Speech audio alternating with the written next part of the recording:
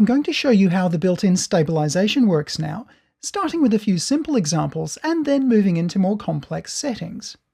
This first clip, unstabilized, is just a tiny bit shaky. And activating stabilization below transform, crop, and distort, in this case, because I've ticked tripod mode and because I've already done the analysis, is automatically and instantly stabilized. I can get similar results from this clip, which starts out life unstabilized and handheld, and when I activate stabilization,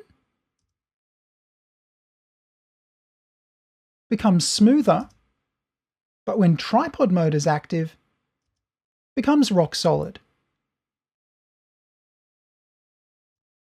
Part of the reason that this clip worked so well is that it's a 4K clip, and in a 1080 timeline, you've got lots more flexibility for applying stabilization, or indeed zooming in or cropping manually.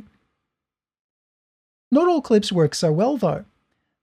I'll deactivate the clip on top, and we'll have a look at this clip here. Playing this through, you can see it's not stabilized, and towards the end, our subject actually moves forward. How does stabilization deal with that?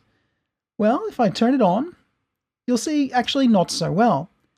It looks okay, the background's maybe a tiny bit warpy, but towards the end it uncomfortably zooms in, and probably would be better left unstabilized completely. When you activate stabilization though, analysis is performed. I'll show you that and what the settings can do in the next video.